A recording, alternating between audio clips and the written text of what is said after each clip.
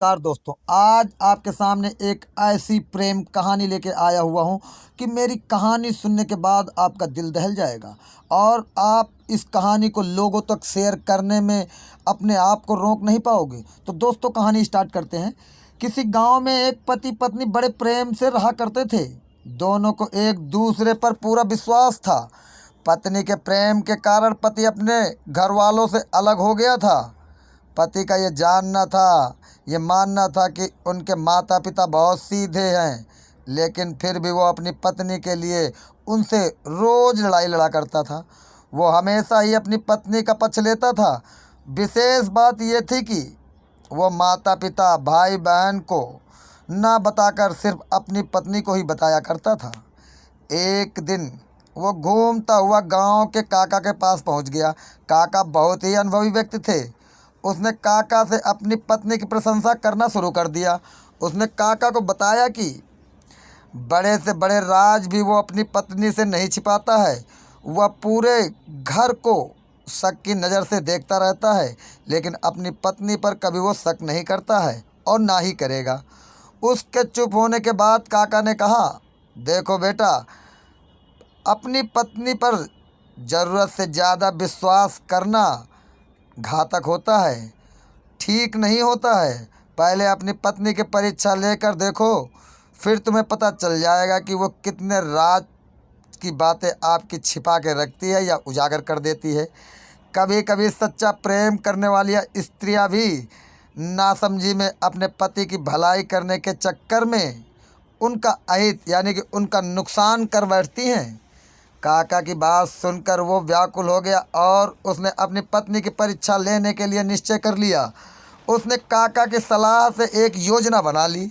एक दिन वो अंगोछे में कटा हुआ तरबूज लेकर आया। उसमें उसने लाल बूंदें टपक रही थी।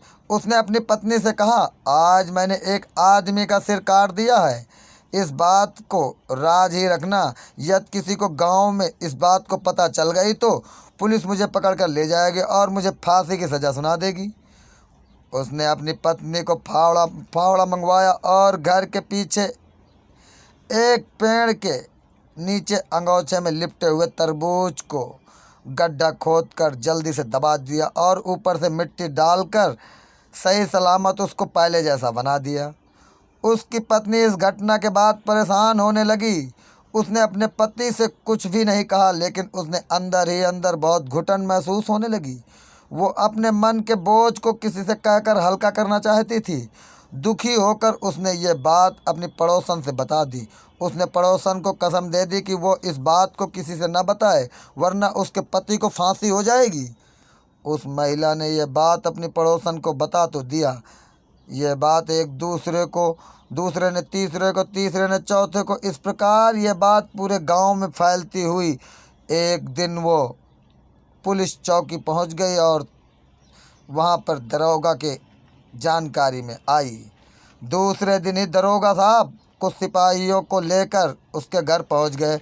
दरोगा ने उसकी पत्नी से पूछा, जल्दी बताओ, तुम्हारे पति ने सिर कहाँ पर दबाया है? यदि तुमने सच नहीं बताया तो तुम्हें फांसी लगा दी जाएगी। दरोगा की डांट सुनकर उसकी पत्नी डर गई और वो बोली, चलो मैं आपको वो स्थान दिखा देती हूँ। पर उसके पति ने गड्ढा खोद कर कुछ दबा दिया था। पुलिस ने उस स्थान को खोदकर अंगोछे में लिपटा हुआ तरबूज निकाल लिया। वहाँ पर काका भी उपस्थित थे। उन्होंने पुलिस को बता दिया कि इसने अपनी पत्नी की परीक्षा लेने के लिए एक नाटक किया था।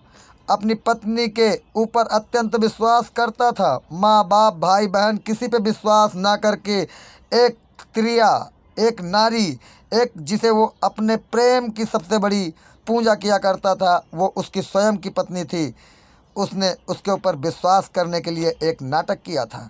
इसके बाद सब लोग अपने अपने घर चले गए। काका जी ने कहा, तिरिया से राज छिपाए ना छिपाए, लेकिन तिरिया के ऊपर इतना अत्यंत विश्वास करना वो स्वयं के लिए हानिकारक होता है। तो दोस्तों, इस कहानी से क्या सीखने को मिला है कि नारी पे विश्वास करो पर उतना ना करो। नारी विश्वास तो करने योग्य अपना सारा रूप दिखा देती है, पर विश्वास उससे पाना बड़ा मुश्किल होता है। नारी अतिबल होत है, ये कहावत है। नारी अतिबल होत है, उसके पास अत्यंत बल होता है, लेकिन उसके बल को आप अपनी अक्ल से तौल के देखो, वो कितनी बलशाली है और कितनी अक्लमंद है। तो दोस्तों, मेरी कहानी से जो भी सीखने को मिला हो मेरे कमेंट में ज़रूर बताएं और मेरी कहानी को लोगों तक शेयर ज़रूर करें। धन्यवाद दोस्तों।